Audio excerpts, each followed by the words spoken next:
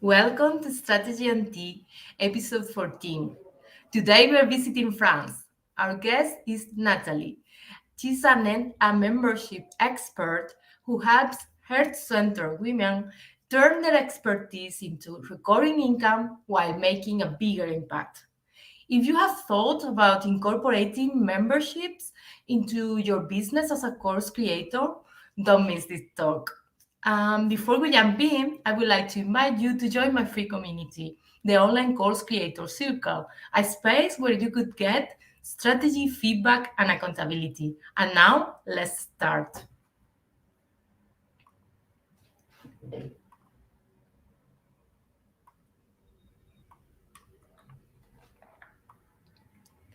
Welcome, Nathalie. Thank you for accepting my invitation and being here. Thank you so much for having me. This is exciting. I love talking memberships. So, Cool. So let's start. Please tell us about your story and how you got involved in memberships.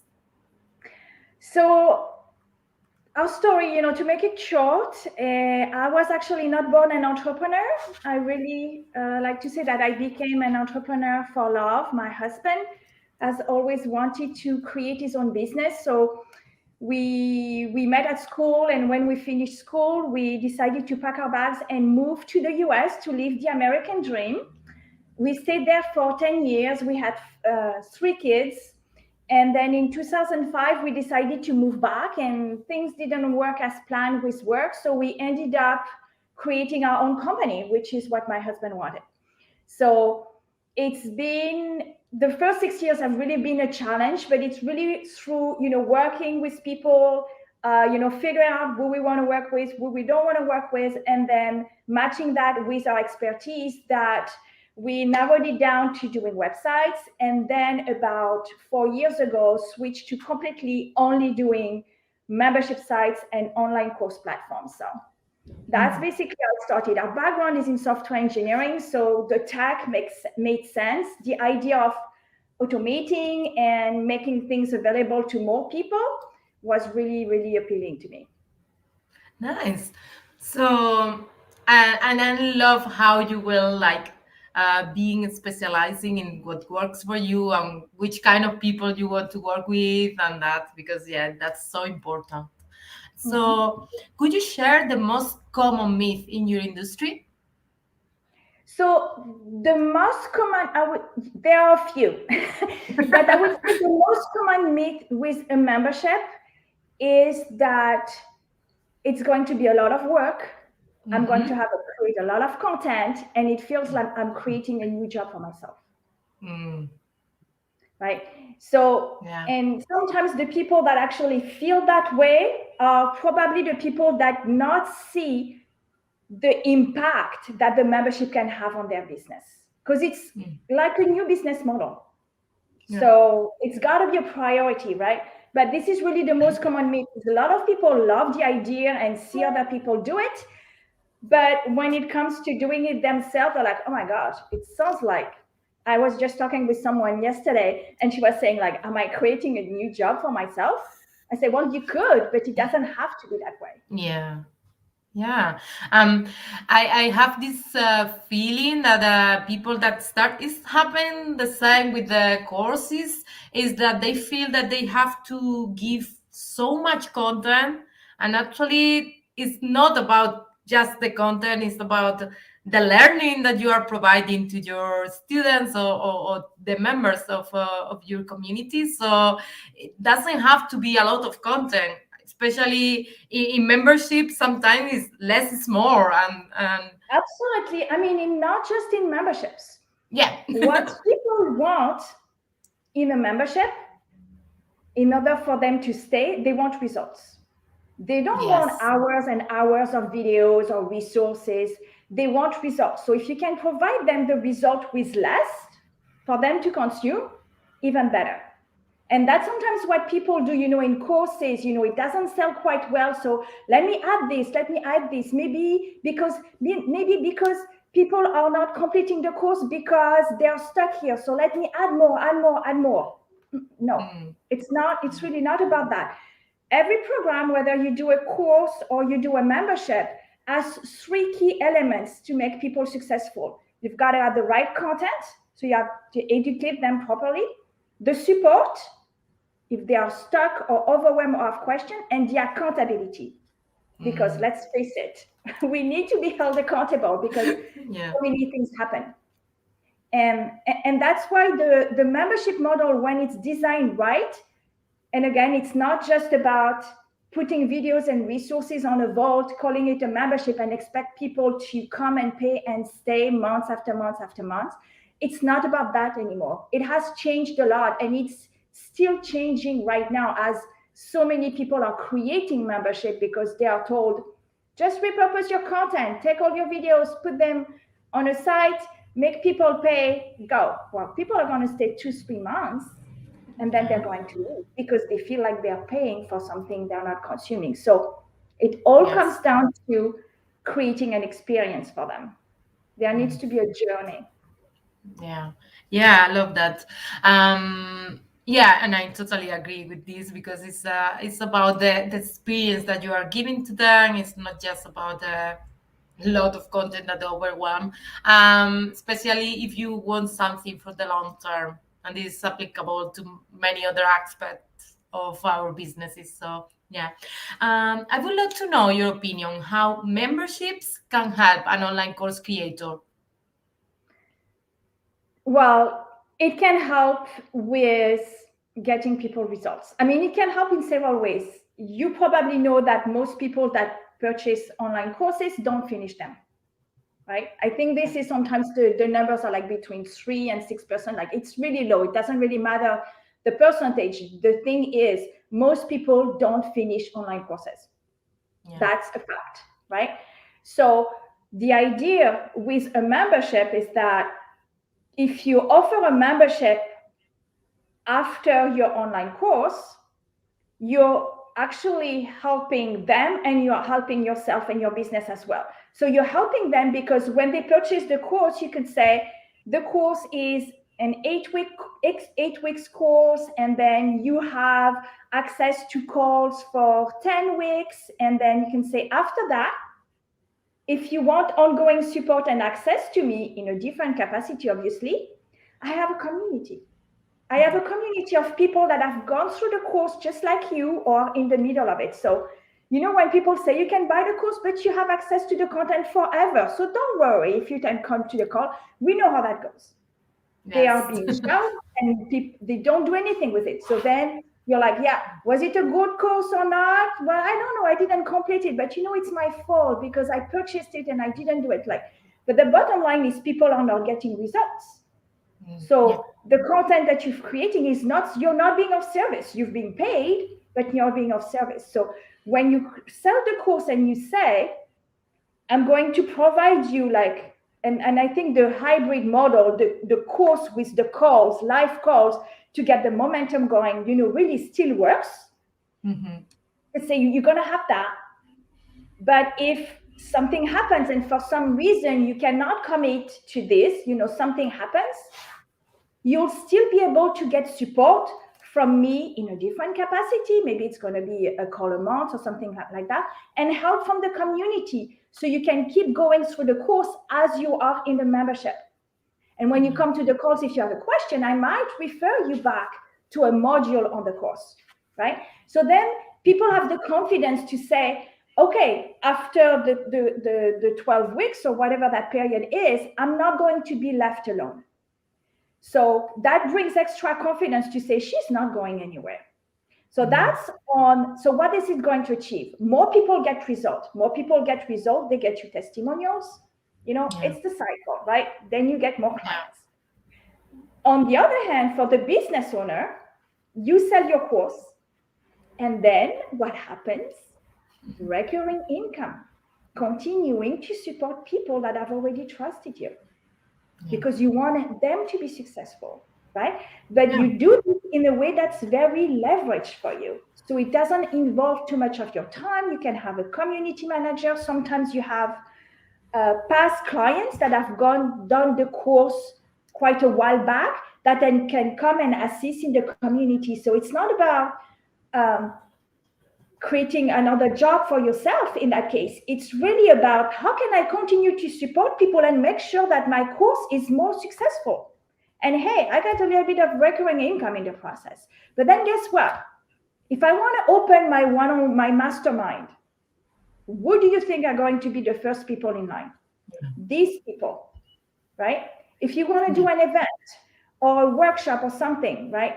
These people, if they're really, really stuck and you want to offer a limited number of seats for one-on-one, shouldn't they get it? Right?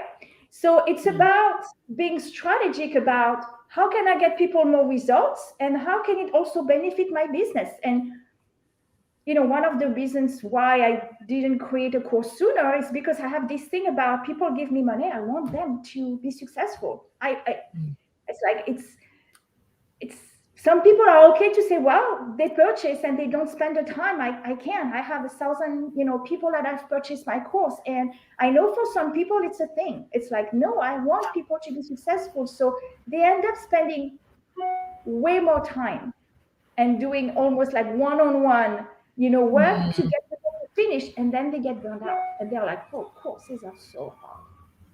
Yeah, yeah, and I love how you bring that because I totally agree on this. That this is a way to make that the life journey, the cycle of with your client is more long, and you are not thinking just about the short term because that people that you mentioned, yeah, people buy from me the course. I am okay with this, but this a short term view, in my opinion, because you want this business to last long, and for that you need to figure it out how to help your audience in several stages of their journey.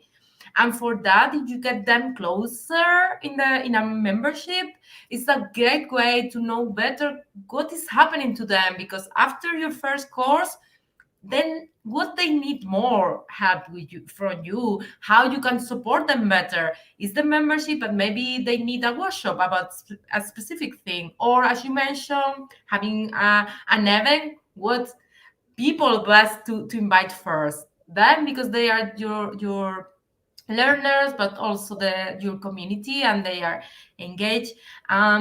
I also feel that the power of having the community, engaged community, where they keep accountable each other, and it's not just your support, but the support that your community and the members have in between them, right? Absolutely. Absolutely. It's really about the concept of an online course has a lifespan, right? People purchase and they go from A to B, and they know that for an X amount of time they're going to have some type of support, and then maybe there is a Facebook group or something, but that's about it, right, from the owner. Here what you're teaching them is that I'm going to continue to support you beyond that. Yeah. Because as a business owner, it's a lot easier to continue to support people that you've already helped, you've already established the trust, and they're right there in front of you. You can talk to them and say, okay, what are you struggling with right now? Okay, with the course you did this. What's the next struggle? Maybe I can help. And if I can, maybe I can bring in an expert and we do an interview, something.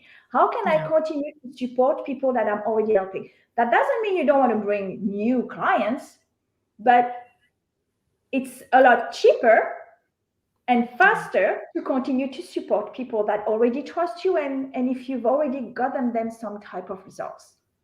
Yeah, yeah, absolutely. So, speaking about struggles, what could you say is the biggest struggle that your customers have to address? So, I would say that the biggest struggle is right now, my ideal customer has a business that is working. They are getting people results, and they probably want some time back.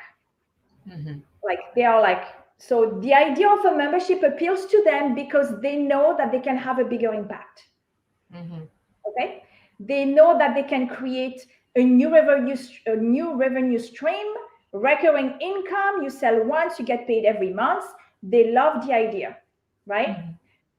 They have a team, so they know that they don't have to do it all by themselves because they would be burned out by now. What they don't know is where to start.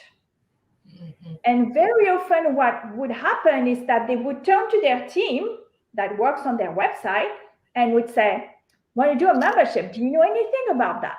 And then people say, "Well, I've heard about this tool and this tool and this tool." They are asking the wrong people. The tool is just a tool to make it happen. It's like asking, "I want a car." Well, I know this car. This car is great. It's amazing. I have it. It's great. You haven't asked me how many kids I have or if I plan to have them. You haven't asked me if I live by the mountain or by the ocean. You don't know what I need, but you're telling me what I should use. Mm. And that's something that very often goes wrong, because what happens is sometimes I talk to people say, "We've tried it, my team has tried it, and it looks pretty." Of course, they involve the designer who spend a lot of time doing some graphic and things, which really is not the most important thing in a membership. And it's like, but like, we didn't really get it to work. It sounds like really complicated. When in fact, they are really going backwards about it. It's about designing the program. What is the experience that I want? Who is it for? What problem am I solving? What is my unique solution? How am I going to create that solution? What is the content component? What is the support component? What is the accountability component? Once you have that, what are my retention strategy? Do I want to reward people with points or diamonds or stars that they can redeem for other stuff? All those are retention strategies that people can use in memberships to keep people engaged. Once you know that, you're like, okay, this is my plan, this is my membership blueprint. Now let's find the tool to make it happen. That's how. So my thing is the tech, but when I talk to people, we never talk about the tools. And sometimes they're like, "Well, you haven't told me about the tools." And I say, "Well, the tools don't matter at this point. I could Mm. throw you lots of tool names. There are no bad tools. They are Yep. just tools that do specific things. But until you know Mhm. what you want, there is no point looking at tools." So they struggle because they are not getting the help that they need to do it right. Mm. Yeah, yeah, this is applicable to many other sites, but yes, it's like so many times we focus on the tools, we focus on the tech side, and we don't pay attention to the fundamentals, to what is the strategy behind, what is the goal of this action or this uh, that I am doing. Because yeah, it's the same with the content creation, for example. It's not about if you are posting on Instagram or LinkedIn. It's about what do you want to communicate? What is the goal of this message that you are providing? Are you showing your values? Are you showing your promise? So this is similar. Like the fundamentals are so important, and then from there we choose the platform, and for that it's a consultant good. So it's not an expert that is helping you to not having to do all the research and that know what is the characteristics that you need. So as Natalie is going to help you to define, okay, this is good for this. You don't need to make a lot of research, Mhm. but this is not the focus. Yeah, Yeah. exactly. And actually, it's not the only way. You can Hmm. hire someone or work with someone like me that's going to help you design the program, but you don't have to. But if you want to pick a tool, because some people say, "Well, I already purchased the tool." I say, "Well, Hmm. that's the wrong reason to use it, because you've purchased it, because it might, you know, for the next 5 years, you might, feel that it's been a bad idea, right? Because you're keeping it for the wrong reasons. But let's say you want to pick the tool, totally fine. But if you pick the tool, learn the tool, learn what the tool does really, really, really well, and design your program around it. That Hmm. at least get the most out of the tool. Don't Yes. design your program, see what others people are doing, and then I have this tool, and then you're trying to make it work, and then you're like, this tool is really bad. CatchAB is really bad. Like, I'm not a fan, Mm. but some people have very successful program. Why? Because the tool works for their thing. So I have Mm. nothing against tools, but if you want to pick the tool first, learn the tool and design your program around it. Otherwise, you're going to get frustrated. Exactly. Yeah, because you will try to fit your expectations into a tool that is not designed for that But and it it's can good be for for other it. stuff. Yeah. Yeah, yeah. And people say, well, it's bad, I can't do this. No, it was not designed for it. If you pick a Hmm. tool that was not designed to create a membership and a unique experience, which Kajabi is not, you can do the technical bit, people can pay, but if you want to create an onboarding experience, a self-assessment, you want to show content based on where they are in the journey, you can't. That doesn't make it a bad tool. It's just it's not designed for it. So these platforms that are all in one, you have to be very careful because they can't do exactly what you want probably. So you're gonna have to compromise somewhere. Yeah, yeah, and it's the as you mentioned depends on for how customized you want to have all the details or how Exactly. are you having tech support or not, or there is so many things to take into consideration, and all start by you, like who is who are you, how is your project, and what are you good at, and what are your needs, and then how you will the transformation that you are going to get to your customer or learner or user. So yeah. Okay, so you almost cover, but if you have to give a specific tip for someone that is thinking about starting a membership, what would Mhm. be that? Where should they start? So where you really want to start is first you probably want to make the decision if you want to use a tool or if you want to design your program. If you want to Mhm. use a tool, I don't know how successful you're going to be, but I can guarantee you that there is a method if you start by designing the program that will work. Why? And that's basically so that's what I've gone through with over 300 clients one-on-one, and that's what I've designed in my 10-week program. But I'm going to tell you the first step, and you're going to understand why it gets people motivated. The first step is to identify who you're going to serve with this membership, what problem you're going to solve for them, and what unique solution you're going to be providing. Once you're clear on that and you have the belief that this will work, then you start building an interest list of these ideal people.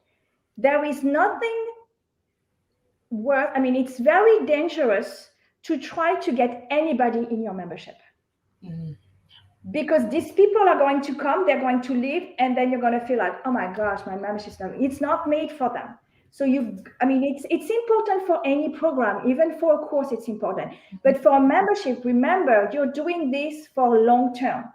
A course, you can launch the course and you can say, oh, this was a total flop. Next time I'm changing my market, my avatar, or I'm not launching it anymore. You have that option with a course, right? With a membership, you're making a commitment to people to show up for the foreseeable future, right? And they're going to pay every month. So you have to be really clear about who is your ideal member and making sure that you have a way to screen these people so you only get those ideal members, right? Because they're going to help you shape the membership. So of course you want to hear from your ideal member. Don't hear from somebody that is all about free stuff and they have a free trial and they're going to say, well, you should have this. These are not your right people. They are going to guide you in the wrong direction. So starting to build really quickly, as soon as you have an idea, building an interest list, people that are raising their hand and that are saying, Nathalie, I'm interested in what in what you're talking about. Please put me on an interest list and let me know when it becomes available, when you know more. And when you build that interest list, you can start to nurture that list, that segment of your list, and engage with them and figure out what it would look like. So as you progress, you say, well, we've made some progress, this is what I'm thinking. So there's going to be 5 stages in the journey, and then you're going to be able to, at the beginning, there is a self-assessment that allows you to see where you are in that journey. Say your membership is about learning the piano. Complete newbie, like I can do my own recital, right? Something like that. Self-assessment that allows to say, okay, you're not a newbie, you've done piano for 2 years, something, you're an intermediate. At this stage, these are probably the things that you feel, And those are resources that you can start to get to the next level. So you see how you help them get to the next journey. So now when they see you have a ton of content, they see that they have a journey for them to learn, and they can just focus on the step that they're in. And that's how you get people to stay, because they really feel safe. They feel that when they log in, you tell them, this is where you left off, this is the current stage you're in, and they can just stay focused on their thing until they are ready to move to the next. I mean, this is just one example of a Yeah. membership program. But you see, the idea is that you want to think about that before you build anything. But in order to design that, you really have to be super clear who this is for. And one of my number one tip strategy is to tell people, especially, that's why I work with people that have established businesses that get people results, because I'm not going to teach them how to build an audience. What I can do is I can help them design a program for the people they've already helped. So if you have that audience of past clients, or if you have lots of followers that will never buy your high ticket because of the price point or the mindset or whatever, there is an opportunity to help these people because you already have the audience. So stepping into that first, instead of saying, okay, I want to create a membership, what should I create it about? And look at what others are doing and something like that. My tip is really to go within what's already working. I love that. Yeah, we sometimes it's like this trend is there, or this other, the industry is going in that direction, but we need to check what is working for us, for our businesses, and pay attention to that, to how we help our audience and what has worked before, and that, of course, validating ideas with your audience and that. But yes, first, making a review of the situation of your own business. And of course, you need to pay attention to what is happening in other businesses. But of course, but it doesn't have to be like, okay, set on a stone because this guru said that. No, absolutely you need to pay not. attention to you. And that's why, you talked about that, like people need to know what they want. Why are you doing it? Yes. Because the why is going to allow you to say, she's doing that, but that's not going to get me to where I want. If you don't know where you're going, if you don't have a specific goal, and you don't have that clarity, then you can't say, I'm looking at somebody, she looks successful, let me do that. And you're going to say, no, it's not going to help me get to where I want. So people that, the shiny object, I'm doing something and I get stuck in something, so I'm going to try something else. That's because they don't have a clear vision. When you have a clear vision, a clear goal, then it's about finding accelerators, people that can help you, tools that can be, systems, formulas, programs, blueprints that help me get there as quickly as possible. But before, you have to do the work of what it is that I want. Yeah, exactly. And this there is this saying of directions matter more than speed, because it's like if you are going fast but not in the right direction, or not knowing where you are going to, yeah, this doesn't matter how fast you go. If you are not certain about where you want to get, because it doesn't make sense to go just trying different stuff without thinking first. Okay, why I am doing this? For who, as you mentioned, who is the people that I want to serve, and why.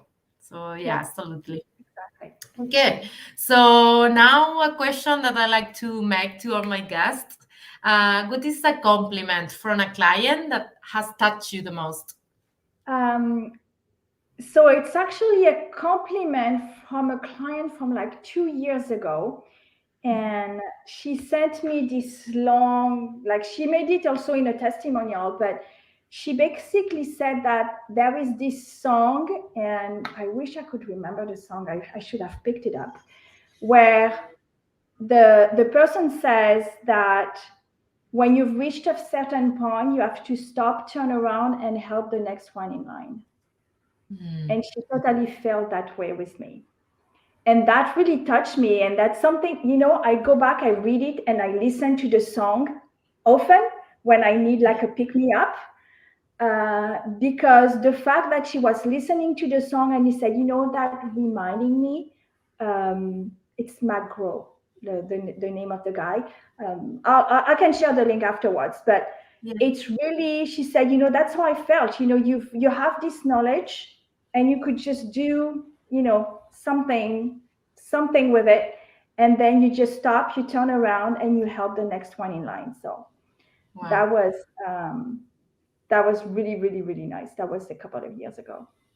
That's nice. It's lovely having that Oh, I that day. cried. I'm going to be honest. I cried when I saw it. I'll send you a Yeah. real. I Yeah, yeah, wish I, please.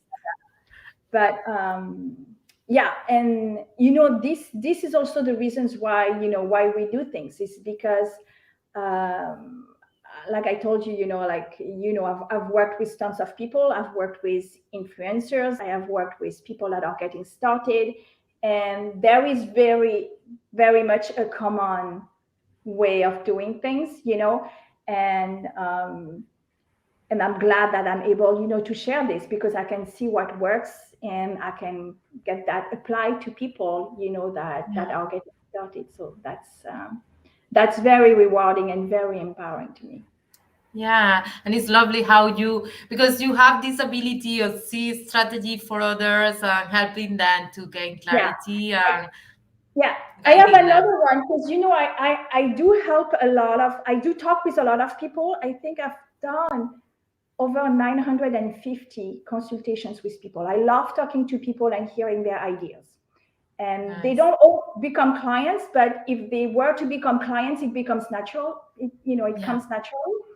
Uh, but I love hearing ideas because it's very helpful. I learn a lot as well, right? And I Yeah. have this client, every time like she posts a question online and I answer, and she said, "Well, you have this gift of making complicated things easy." Mm. And she just unpacking it and just say, "Well, why don't you just do this?" So that's another thing that people say to me, and I pay attention to these things. I take screenshots and I look at them when sometimes you have a bad day. Then Yeah. it's important to take a step and then just me as a business owner, as my journey, to take time to see that what people are saying. I mean, that's empowering to me. That's one of the things Yeah. that keeps me going. Yeah, it's nice. I also have a folder where I keep the messages that enlighten me, and yeah, because as you say, sometimes you have bad days and a bit of disempowerment doesn't feel bad. So Mhm. yeah, Yep. absolutely. A Okay, reminder so of why you're yeah, doing things. Yeah. yeah, exactly. So please tell the audience how they can connect with you and learn more about what you do.